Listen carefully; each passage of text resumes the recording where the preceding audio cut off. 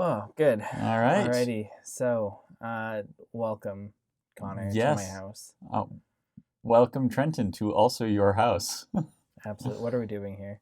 We are talking about films. This is Switching Reels. This is Switching Reels. Yep. So, Godfather Part 2. Godfather Part 2. That was Initial reaction. We have spoilers for Godfather Part 2. Yes, we have lots of them. Initial reactions, I didn't like it as much as Part 1. And I feel like Yeah. this is one I need to go and watch like multiple times to like really like. But I loved Vito's story arc much better than I liked Mike's. Yes. Yes.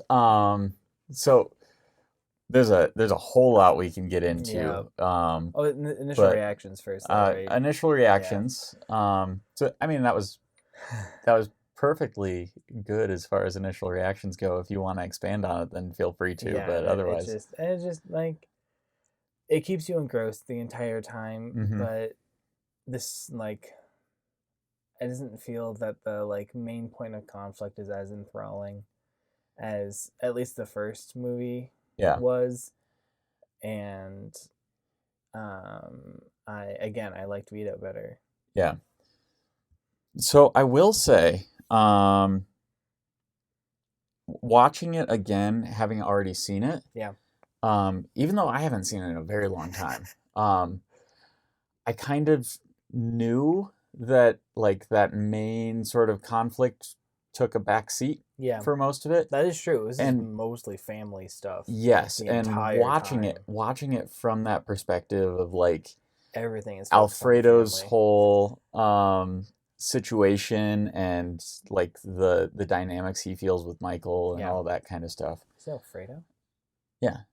Alfredo? That's his full name, yeah. Is it? Yeah, it is. That's so fantastic. I thought it was just Fredo, and that was the full. I'm pretty sure his full name is Alfredo. Yeah, that'd be fantastic if it is. But yeah, so like his whole dynamic and like that takes up a good chunk of the movie. A very large chunk of the movie. But yeah, I mean, even the main conflict throughout, it switches like real fast. Yeah.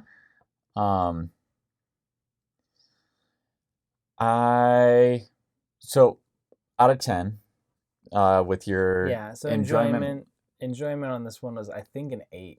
I didn't really enjoy it as much as the other ones so far. It was still good. It was a good movie. Like it's still a solid. You still enjoyed an 8. Exactly. Like it was not a bad movie. But since it's a sequel, and we're like, I guess Batman. We didn't maybe the downside of watching just The Dark Knight and not Batman Begins. Right. Yeah. But comparing it when it's so close in my mind, it's been a month, 2 months, something like that since we watched the first one. It's been a month and it's been 4-ish weeks. Yeah. So yeah. But that was still really recent, and I really liked the first one. Yeah. This one. So that's as far as technical side of things go, I feel like I would give this one a 9. Yeah. I think I'm there with you as well. For actually structure reasons, as opposed to the first one, which I think had a few technical errors and that kind of thing, but they were kind of endearing. Yeah. This one, I didn't really see a whole lot of technical errors, but I do definitely think structurally it has some, not necessarily problems, but quirks. Yeah. That I feel like could take you out of it a little bit. I would probably put my enjoyment level maybe a little bit higher at like a 9. Yeah. Again, going back to it, knowing. Yeah, and I think if I saw this again, I'd probably enjoy it more. The other thing, though, that I noticed, and so when I first saw this, I hadn't watched a ton of like gangster films. I was mostly starting at the top of this list. Yeah. And having seen some of the other gangster films that this did influence, like a lot, yeah, I can definitely see a little bit more of its legacy. Totally. that, even films that would probably more closely resemble The Godfather Part 1, I think have a lot of the feeling from the second one. Yeah, and I think especially with Vito's arc. The gangster vibe in Part 2 is better. Like, everything feels more stereotypically gangster. Yeah.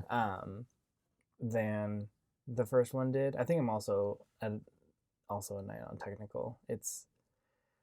And I think it is the same. Like, I had more questions in this. Like, things weren't as well explained visually as I would have liked. Like, the first one I thought did a really good job of being like, hey, I could follow. There were a couple of things in this one where it's like, there's a lot. It takes a lot of filling in the blanks. There's a lot of, like, and this is something I noticed on this one, is you watch, especially right at the beginning, if you're not paying really close attention, you don't know what's going on. No. Because Michael tells Hyman Roth one thing. Yes. And he tells Frankie? Frankie Five Fingers. Yeah. I don't know his actual last name. He actually might be Corleone. No, it's P something. Because he brought his brother. They brought their brother in. Oh, yeah, that's right. Some big Italian P name. Yeah. Anyway, but yeah, he tells them the exact opposite thing. Exactly.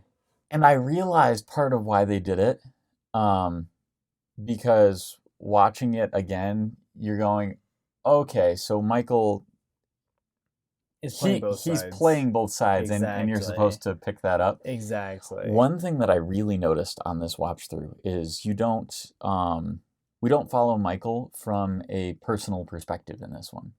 That's true. We're constantly seeing him from outside, which I think was intentional. That's probably true. Because there is a focus also on, like, the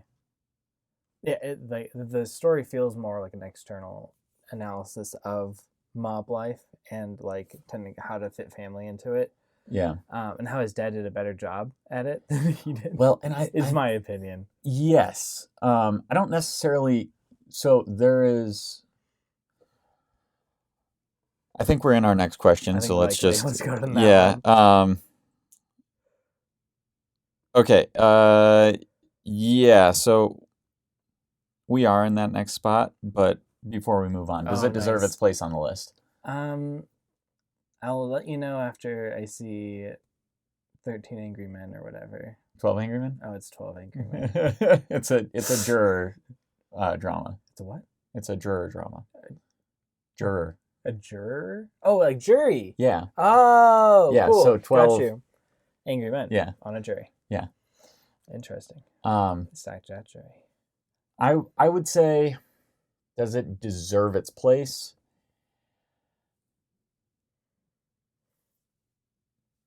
It definitely deserves to be on the list. Yeah, it absolutely deserves to unquestionably. Be on the list. Absolutely. It's a very good movie. I don't know if I would call it the fourth best movie of all time. Yeah. Right now, at this very second. Does it deserve its number 4 spot? Seems tenuous to me. I could say without a shadow of a doubt that it belongs in the top 25. Yeah, absolutely. I can't say for sure that I would put it in the top 4. Maybe in the top 10. Yeah. But I might put a few movies above it personally. That being said, I'm going to skip to one of our last questions. Beautiful, please do. This, I think, is a movie that I would recommend to anybody who has seen the first Godfather film to watch. Yeah, absolutely. Like, if you've already watched the first one, you're still kind of interested in, like, The Godfather generally, then I completely agree. Because I think that it's not necessarily. I would not put it on the same level as the first one. I know some people who actually prefer Godfather Part 2. Yeah. Interesting. I want to talk to them. If you have that opinion, please let me know. But sorry. Oh yeah. I think if you watch the first one and you enjoy it, you are missing out by not watching the second part. Yeah, I would agree with that. Like, there's some nice things in it, and also just for Vito's story. Yeah. I'd watch it again. Yeah. Yeah, it's really funny watching Vito's story and how much I have mixed it up in my mind with a film called Once Upon a Time in America, which is another gangster movie that is on this list. Nice. And I credit it with simultaneously horrifying me and desensitizing me in a way I don't think many films have. Totally. That's fantastic, actually. It's a movie. Yeah. I'm hearing like the middle of this list is just you get sketch. It happens pretty early, okay, actually. Nice. Yeah, I mean, not early sketch. Like, not necessarily films that I would be like, oh yeah, don't ever watch these, but some stuff where you're like, it's some powerful filmmaking in some shocking ways. Yeah, totally. I mean, even after 12 Angry Men, we've got Schindler's List coming up. So yeah, like, I've heard. Still haven't seen that one, so yeah, you're in for a movie. I'm clicking up. What do you? Totally off topic. Do you remember what number is the first movie you haven't seen? Somewhere around 25-ish. Oh, good. Okay. Yeah. So it's only gonna take us a year. And I mean, I quite possibly will see it before then. Yes, exactly. It's either Cinema Paradiso or Grave of the Fireflies. I haven't seen either of those, but they're both very high on my list because they're the only two films in the top 50 I haven't seen. That's fantastic. All of this is beside the point, though. Mm-hmm. I want to talk about theming. Okay. Yeah. So theming, because like I feel like they went pretty like nicely heavy with themes in this one, and that were like fairly easy to pick out. Yes. And that were generally enjoyable. What I find really interesting is the way that the themes in this one relate to the themes in the first one. Yeah. The first one, we talked a lot about how corruption was a theme and how people become corrupted and where corruption is and that sort of thing. I would say that this one has a lot more to do with erosion and sort of you watch the way that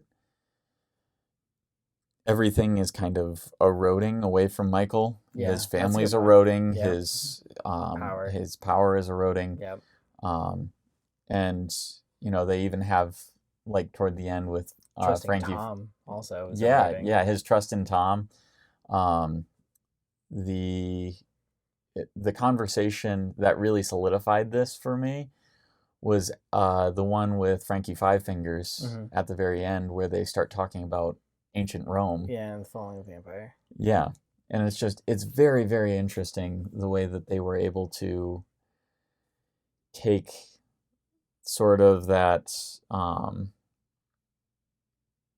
the theme of corruption and almost a rise with it, and then seeing how it dissipates over the course of this film. Yeah, and I feel like there's also the last scene, I feel like, is important to the rest of everything you've seen so far, like with Mike not involving himself with his family generally. And that's what you see as a consistent theme of his personality throughout all of the movies, where it's like he, like in the letter of the law, cares about his family. And specifically, though, it feels like he cares about his legacy. Yeah. And less about necessarily the people that got him there. I could see that. When I watched it, I saw it as a microcosm of the film itself. So he starts out and everybody's happy he's there, and like it's Meg. mostly a good time. Yeah. There's some conflict between them, but nothing that was like hostile. Yeah. And then he brings up the fact that he's joined the army. And suddenly he has himself created a rift from the rest of his family. Yep. And then his family leaves the room, leaving him by himself. Yeah. Which again with that sort of theme of erosion and the way that he is eroding it. Which also pulls, like, but the family left for the father, which is also something that's, like, brought up a few times in this movie. Yeah. Where it's like, hey, your father wouldn't have done this. But I feel like there's a giant undertow of, like, your father had more respect and trust in this entire community than you do. Yeah. Vito Corleone weighs heavy over this entire movie. Yeah. I saw a lot of that as one of the early quotes in the movie. I can't remember who says it, but talking about times changing. Yes. And so seeing it through partway through where he's talking to his mom and he says that times are changing. I believe you. I don't remember. It's just over halfway through. Yeah, if it's a single line in a 3.5 hour movie, exactly. I don't feel too bad about missing it. Superman. But yeah, watching, like, from that perspective, I kind of saw, like, what was working for Vito Corleone would not work for Michael because, and that was the other thing, the story with Hyman Roth where he. We watch his fall, essentially. And moving from being this powerhouse to basically getting picked up at the airport. Well, getting shot at the airport. Exactly. But watching that trajectory, I think, is just another way that they're sort of mirroring this, like, the old world is eroding and dying. That's true. And he in a lot of ways, I think, kind of was standing for what Vito Corleone's world was. Mm-hmm.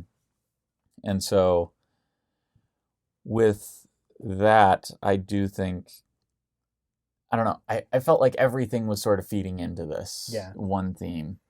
And maybe I'm completely off and I've just picked something up. Like it. You like it. Going to cognitive functions here, but we're not going to. And I think that makes a lot of sense. Yeah. I also really liked, again, like, I still feel like when we were talking about the first one, we talked about how generally you could tell that Vito wasn't a good guy, but you liked him the best out of all of the bad guys. Yeah. And that he generally was the best person he's the best of them. He's the best bad guy. Yeah. And, like, you saw that in how he started to try and take care of his neighborhood after he killed Fanucci. Yeah, there we go. And you also just saw that, like, in Godfather 1. Like, it was a very, very good lead up. He cared about all of his people. And right, yeah. He was unique in that as mob boss of his time as well. Yeah. And it wasn't passed on to Mike. Yeah. Yeah, I mean, you see that from the very first scene, actually, when everybody's complaining about having to wait in the lobby. Yes. Exactly. And wait in line. And it's like, and again, even from the beginning, I saw that as sort of the times changing and that sort of thing. Almost the speed up that we've only continued to see throughout the past. I can only speak for about the past 15 years. Exactly. Because I don't remember much before that. But I think, it's generally accepted that over the past 60 or so years, at the very least, things have just been speeding up faster and faster and faster. And so getting to the point where Vito could take care of everyone whenever they were ready. Even if he was busy, it was busy, but wasn't you could still busy. Yeah, you could still get in. But with Michael, like, it is like, no, you have to wait in line like everybody else. Yeah, and his ambition was higher than his father's. Yeah. Like, his father came over absolutely destitute and was trying to build something good for himself and his family. Right, yeah. And he saw kind of got out of hand. Yeah, yeah, and he saw somebody that was doing it not as well as he knew that he could have. Well, not even and also that. disrespecting his values. Yeah, it was the fact that Don Fanucci showed absolutely no care for anyone but himself. Mm-hmm. And you even see that with the grocer stand toward the end of his arc, where he gets all the groceries and he tries to pay for them, and the guy's like, no. And he's like, okay, come see me, I'll do something for you. Exactly. It was a very personal relationship, which was different than it's just not what Mike wanted. I feel that kind of situation could have actually worked, even with the times changing, as long as you change like how you do it slightly. Yeah. But it's not what Mike wanted. Yeah. Is my feeling. He started digging to start eroding his soil. Right. Yeah. This was not just happening around him. Yeah. No. And that's why I think like that last scene does a really good job. He chooses the rift. Yeah. Agreed. The other thing I wanted to talk about is some of the acting performances in this are, it's not like every scene you're riveted to a single character, but there are some scenes where you just cannot look away from one person. I think Harvard put out an article, I think it was them, talking about the scene where Fredo is in the chair. Mm-hmm. Yes, got you. Like he's yelling at Michael. And, yes. Sort of the position that puts him in. And I just I think we're talking about power dynamics, but let's not take away from the acting very, very, very, very of that good scene. Yeah, like he's just wonderful. Yeah. Because he does seem absolutely desperate. Yes. He feels disrespected and like he's been stepped over. Yeah, exactly. And he's not entirely sure why. Yeah. But there were scenes like that just scattered throughout the movie that I don't think very engrossing. Yeah. I don't think we had as many of those in the first Godfather. No, I agree with that.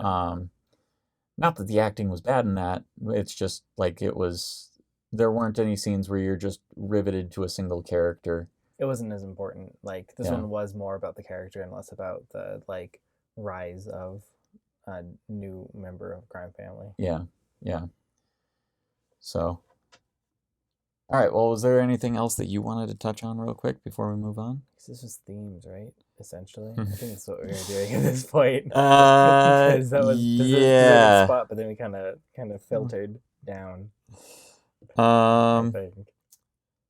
So I've got standout scenes and technical things that stood out to us. Beautiful. Do you remember?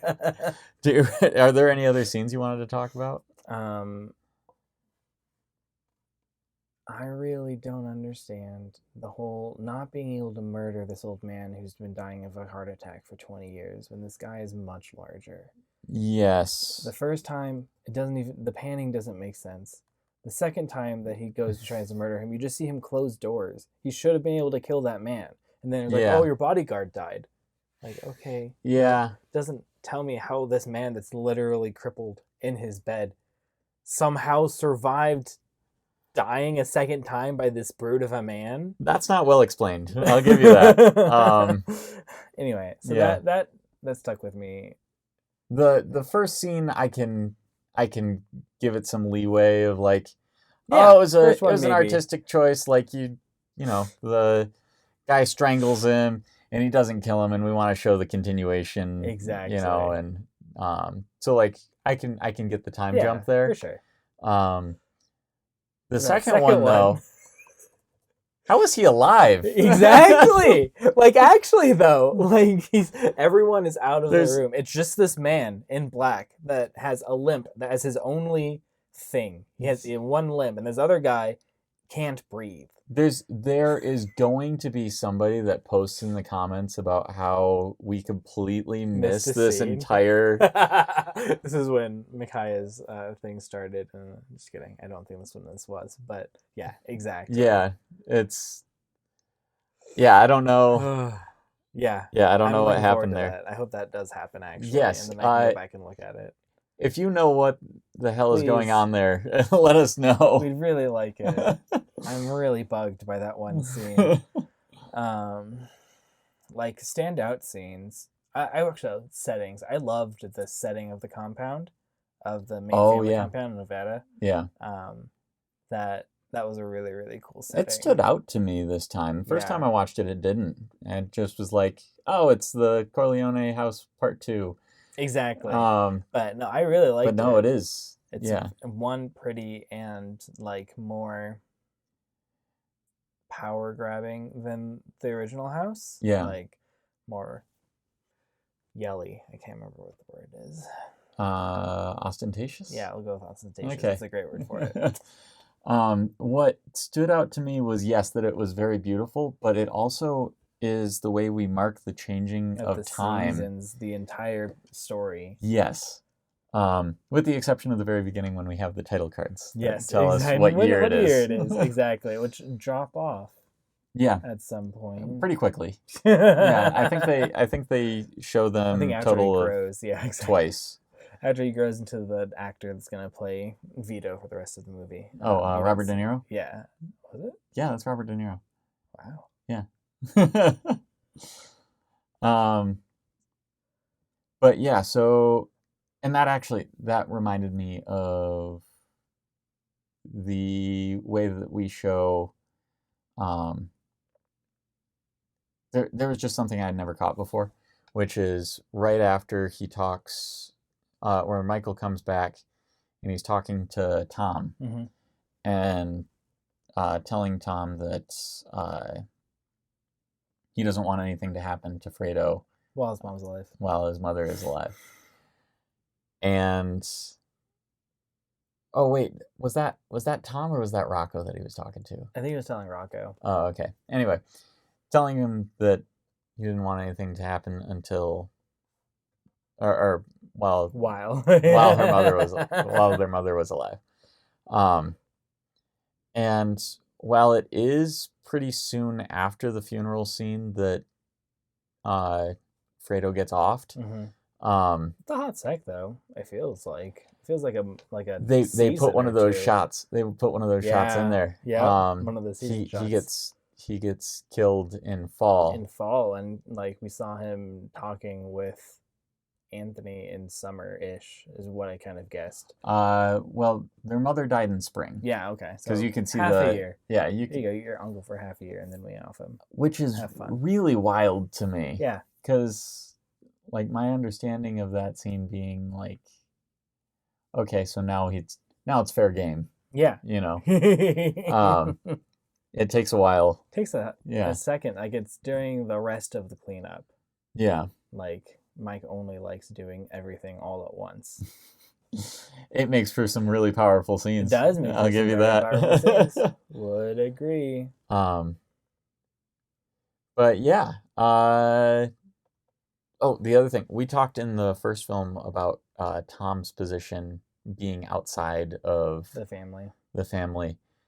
And one thing that stood out to me at the beginning with that in mind is they do really pull him front and center in the family. They do. Because very early. Michael trusts him. Yeah. And not only does he trust him, but I think some of it, if there is some of that, him not viewing family in the same way that the rest of his family does, seeing Tom as, he is my brother, like any of my other brothers, except Fredo is, what does he call him? Stupid and weak? Yes. So, like, yeah. But yeah, bringing him in early, and then watching even that tie fall away. Yeah. Oh, and there was one other thing I wanted to touch on. Oh, a scene I hadn't noticed before. At least noticed for what it was. After Kay leaves and she's talking to her kids when she comes back. Yep. And he closes the door. I mean, it's a Godfather movie. Doors are important. Yes. Because it tells you who is in and who is not. Exactly. And we don't see her for the rest of the movie. No. Not that there's a ton of movie left. 20 minutes up to that point, maybe 10. But still, like, the fact that is... I thought that he had killed her from the last one. Oh. Like, I saw the kids when the mom died, and no Kay. Oh, so, yeah, that's fair. We only see her. So you see after the trial hearing, she's there and they have the fight and the abortion conversation. Yeah. Which I felt also was a little like it makes sense canonically, but it was kind of weird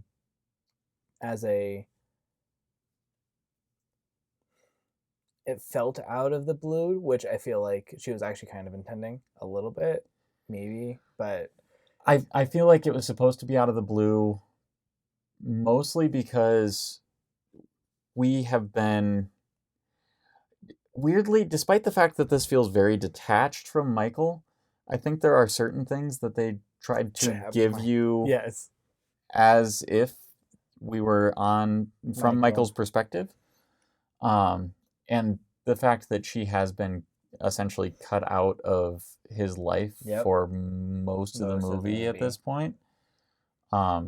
Even though only kind of, I feel like. Actually, up to this point, she's been with him. She was with him at the hearing, and she was with him at the beginning.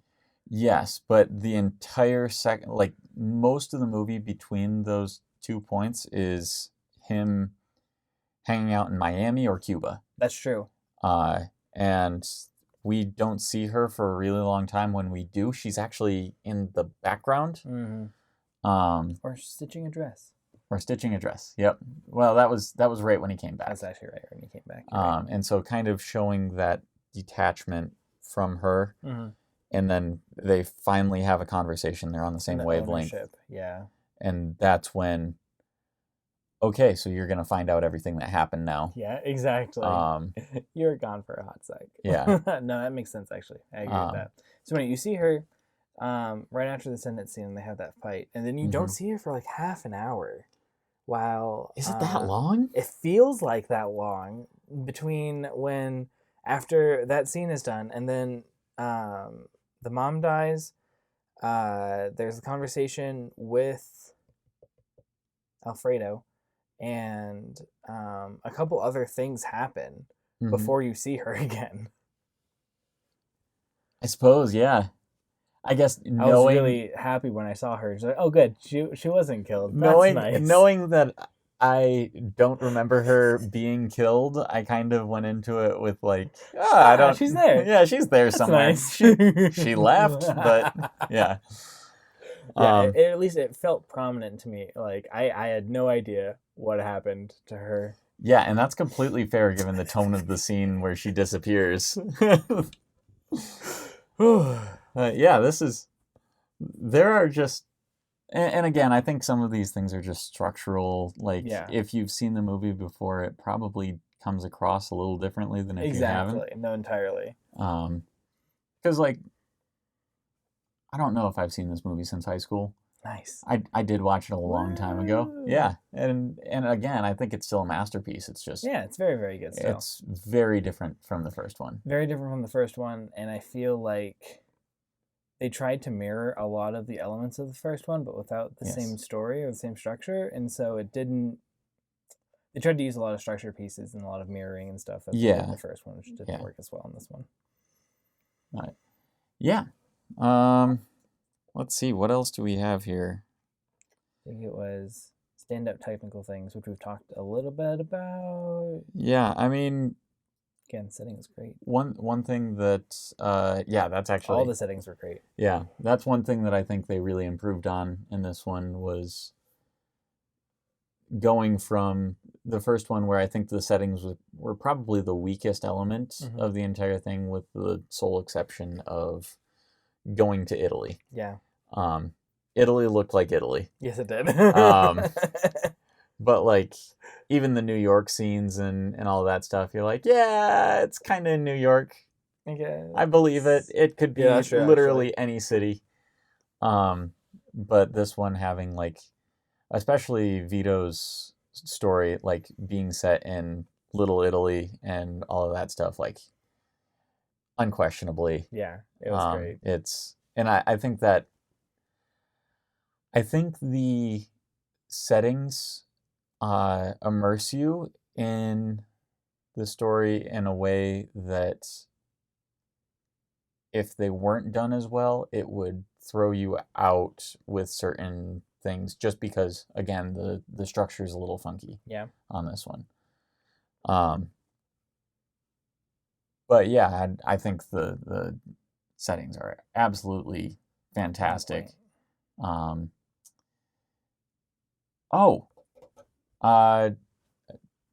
Completely tangential from what we're talking about. Not even a tangent, just going backwards.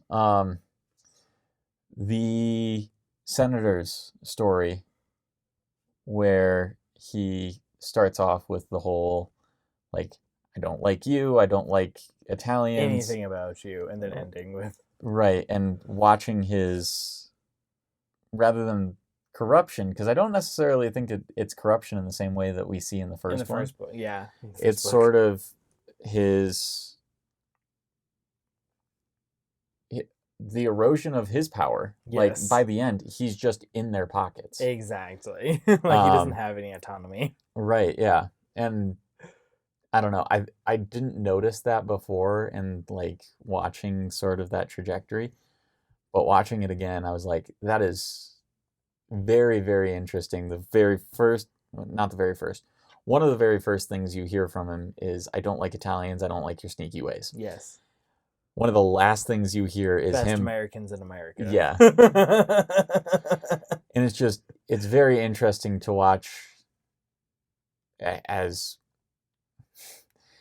much as I cannot agree with his moral standings. Exactly. Watching those crumble. Yeah. Under pressure. Just very, very interesting. It's very cool. No, I agree. Do we think that he killed her in a blackout, or do we think that he was blacked out and then he was alone? Yeah, okay, good. Yeah, he was blacked out, and that the dead prostitute was planted. Okay. Yeah, absolutely. Okay, cool. I was like, that was really off-putting. Yeah, it's an off-putting scene. That was an off-putting scene. For standout scenes, quite off-putting. Yeah. I mean, with this one and the first Godfather, it's hard to say that they aren't just shot incredibly well. Yeah, like their cinematography is amazing. There were some weird things with editing choices I noticed this time around. Okay. And not just in like the story structure sort of way, but like even having the scene where Michael and Kay are fighting and they just have the shot of the hallway with the kids. Yeah. And you just hear like shouting lines that they're shouting through, and like you can't really hear, but you can kind of hear what they're saying. And then they just go back into the room and the conversation's going. Like it's very, very strange. Or, you know, even the scene with Fredo getting shot and the leaves rolling on the lawn. Yeah. It just also I don't think they were bad choices necessarily. They're just strange, and I'm not entirely sure what the purpose of them was. I feel like also I would have liked it better if it didn't end with Mike just sitting in a forest in his black broody jacket, and if it had ended actually with him being in his family's house, with the flashback to his family's house. It does end there. No, it doesn't. It ends with a random broody look at Mike's face. Oh, really? After, that one fades into the broody look where he is sitting in a chair with his black jacket, just thinking. And it starts with his face just randomly looking, and we fade into. Yeah, so that I definitely like the first part. I'm on board with. It's him reminiscing a little bit about. Basically, he's seeing what we have already talked about. Yeah, like he's watching that progression, the microcosm of that one memory. Mm-hmm. I think maybe the point of that was to bring you back into, like, this is where he is now. Like, not only is his family gone, but they are gone. Like, yeah, he's, like, really sitting alone. Like, he's sitting real alone. I see what you're saying. He's real alone now. He's real alone. So, like, that one, I can understand it. I see what you're saying. I understand why you would say that you'd prefer if they just ended on that that flashback, but I can at least understand the editing choice. With you saying that, it makes more sense. But yeah, there were some things where I'm like, that just seems like a weird choice. Yeah. Again, not bad, just weird. Just strange choices. Just strange. Completely agree with that. Yeah. Let me see. Whew. So we've basically gone through all of our questions. Yeah, at this point. Perfect. And that's pretty fast for us. I feel it's actually about average right now. Oh, is it? Yeah. Oh, okay. We've been talking for a long time, actually. Okay. It's just been good conversation. Yeah. So again, you already touched a little bit on who you recommend this to, and I agree. Just whoever watched the first one. And in this case, the first one is very important to watch first. Yeah, I didn't realize how important it was. And I think that this one could be separated from the first one, and you would still understand mostly what's going on. Yeah, exactly. But there are enough thematic and, I think, I don't know. I feel like there is a lot of meaningful material that you would miss if you hadn't seen the first one. The first rise to power from Mike is also, I think, super important. Okay. Yeah, that's completely fair. But yeah, so... Whoever, let's watch the first one. Watch the first one first. Yep.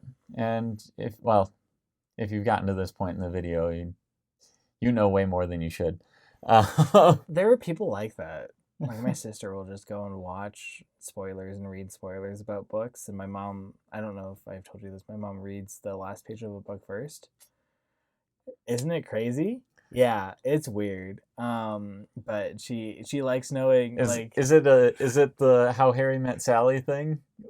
Where he talks about reading the last page of a book, that way if he dies, he doesn't... No, it's not the dies thing. She doesn't care about the dies. She doesn't want the suspense, actually. Like, it's sometimes too much for her. And she'd really just like to know what she should be expecting by the end. And, yeah. Sometimes I do that. If I'm like, nope, I gotta jump to the end. But anyways, there are people that will totally watch this and then maybe use it to watch the movie, which are... Thanks for being here. You should just... Thanks for being here. Connor doesn't understand this. Hear me saying this, and then go live your life. You shouldn't do that. See back to episode 1 where Connor admits to being pretentious. Yeah. Yeah. Have you seen next week's film? We're watching 12 Angry Men. No, I have not. I thought it was 13 Angry Men, as I already said. Yeah, that's fair. No, I have not seen it. All right. So I have seen it. Nice. And after our first movie that is longer than 3 hours, we're going to our first one that's shorter than 2. That's nice. An average runtime? Yeah, and then we're to Lord of the Rings next. Or Schindler's List, then Lord of the Rings. Ooh. We got another. Also, it's Two Towers first, right? Nope. No, it's Return of the King. Return of the King. Yay. Which we should talk about, actually. I have weirdly, I think this is a cult opinion. Okay. Two Towers is my favorite Lord of the Rings movie. And I've totally heard like very diehard people like, no, Two Towers is the best one. Yeah. And I am on the Return of the King is the better of the two. However, Really? Two Towers is really, really good. I'm looking forward to talking about it and going and doing that. Yeah. Compare and contrast. I like. There's so many good scenes in Two Towers. So I completely understand. Like you get the March of the Ents, and you get the Minas Tirith. Nope, that's like third Helm's book. Deep. Yeah, Helm's Deep. I think Helm's Deep is just gorgeous. I think it's the best battle in the entire series. It's so good. I can't really complain too much. I like the Ghost Army, and I like the I like what they did with the battle for Minas Tirith, and this is a conversation for another time. Yes, it is. So speaking of, how do we end this?